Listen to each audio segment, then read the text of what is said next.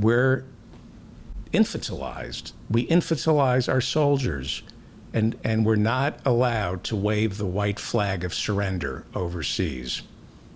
And that's just childish. We're behaving like children. Americans can't wave the white flag of surrender overseas, but we have no problem letting the white flag fly here at home. We've surrendered the war on poverty. We've surrendered in providing free health care to all our citizens.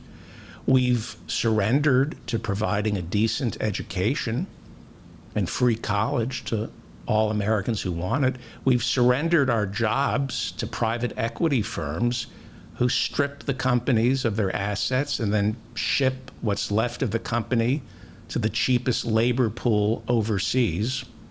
We've surrendered to the oil companies, which means we've surrendered to climate change. We've surrendered on building free or at least affordable housing for those who need it. I mean, look at all the homeless. We've surrendered to realtors. We've surrendered to the credit card companies. We've surrendered on making sure that every American has enough to eat. We've surrendered on providing drinking water to the people of Flint. We're going on a decade in Flint, and they still don't have drinking water. We surrender all the time, but just not when it comes to a war overseas. So what do we owe the women and children of Afghanistan right now? I think we should first decide what we owe the women and children of America. Because here in America, we have surrendered. We have the worst medical care, for those of you who are lucky enough to get any, in the industrialized world. We have the worst medical care. There was a new study out, and it says we have the worst medical care for those who are lucky enough to get any in the industrialized world.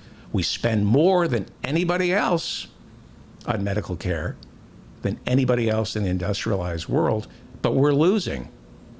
Kind of like our Defense Department. We spend more on weapons than anybody else in the world, and we're losing in Afghanistan. Our infant mortality rates are some of the highest in the industrialized world. Cuba has a lower infant mortality rate than America. You tell me how spending $1 trillion a year on defense is keeping us safe. We have raised the white flag of surrender to the hedge fund managers and the billionaires who refuse to allow Congress to put money into the Internal Revenue Service so it can collect the $1 trillion in unpaid taxes each year. We have surrendered $1 trillion a year to the richest 1% who don't want to pay their fair share of taxes. Right now, one of the compromises on the infrastructure bill is not to pay for it by investing in the Internal Revenue Service. We've surrendered, which means you and I are more likely to get audited than Warren Buffett. Poor people are more likely to get audited because of the income tax credit than Warren Buffett. We have surrendered.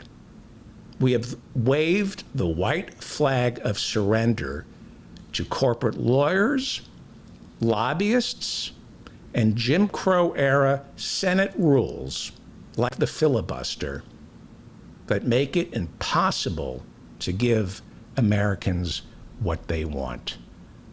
So feeling bad about surrendering in Afghanistan, which is what we are doing, give me a break. We surrender all the time.